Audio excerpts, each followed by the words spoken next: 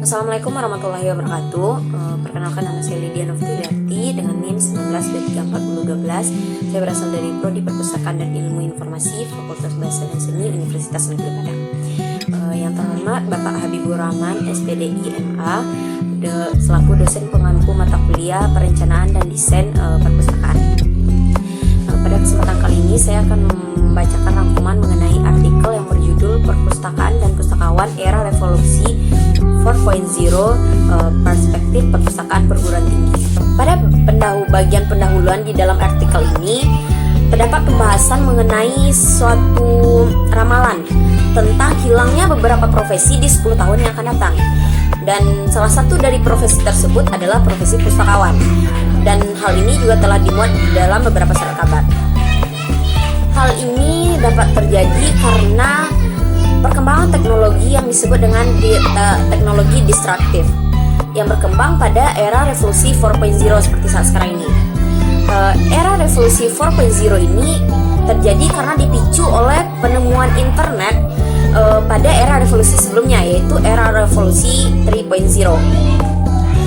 Era revolusi 4.0 ini menerapkan konsep otomatisasi yang dilakukan oleh mesin tanpa menggunakan tenaga manusia dalam penerapannya, di mana hal tersebut merupakan hal yang vital yang dibutuhkan oleh para pelaku industri demi efisiensi waktu, biaya, dan tenaga kerja.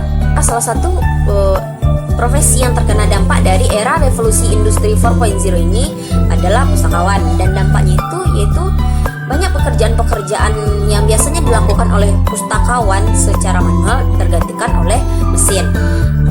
Jenis pekerjaan konvensional yang ada di perpustakaan itu ada 4 golongan besar ya. Yang pertama ada pengadaan bahan pustaka, ada pengelolaan bahan pustaka, ada pancakatalogisasi, dan yang terakhir itu ada pelayanan perpustakaan. Yang mengenai pengadaan bahan pustaka ini bisa digantikan oleh mesin dan lebih efektif menggunakan mesin. Selanjutnya ada pengelolaan bahan pustaka. Pengelolaan bahan pustaka ini ada 2 kegiatan penting di dalamnya, yaitu kegiatan katalogisasi deskriptif dan kegiatan katalogisasi subjek.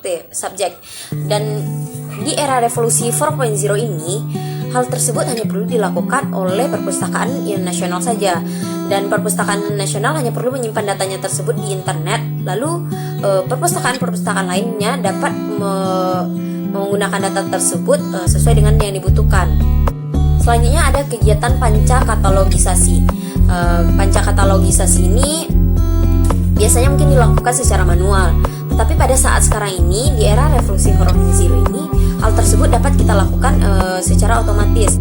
Selanjutnya ada layanan perpustakaan. Layanan perpustakaan ini secara garis besar dapat kita kelompokkan menjadi 2, yaitu ada layanan sirkulasi dan ada layanan referensi.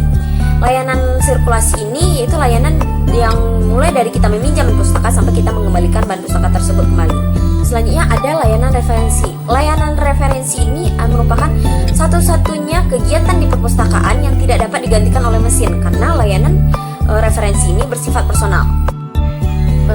Contoh atau bentuk-bentuk pelayanan referensi di sini ada 7 bentuk pelayanan. Yang pertama yaitu ada bimbingan penelusuran informasi.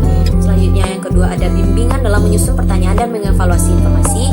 Yang ketiga ada bimbingan dalam menciptakan informasi. Yang keempat ada bimbingan dalam memahami informasi. Yang kelima ada bimbingan dalam penulisan bahan pustaka atau daftar pustaka. Terus yang keenam ada bimbingan dalam mengomunikasikan informasi, dan yang terakhir ada konsultasi informasi. Karena kemajuan teknologi di era revolusi 4.0 ini, kita sebagai pustakawan dan calon pustakawan tidak hanya harus memiliki kompetisi dasar kepustakawanan, tetapi kita juga harus memiliki kompetisi dasar seperti kemampuan dan penguasaan terhadap teknologi informasi dan komunikasi, kemampuan melakukan penelitian atau pengkajian, kemampuan berbicara secara prima, lalu ada kemampuan mengajar, lalu ada kemampuan menulis, lalu kemampuan untuk mengemas informasi. Setelah itu ada kemampuan menyusun rencana secara strategis, dan selanjutnya ada kemampuan mengelola informasi, dan yang terakhir itu kemampuan untuk mentelaah sistem kepustakawanan. Sekian dari video saya. Terima kasih telah menyaksikan. Assalamualaikum warahmatullahi wabarakatuh.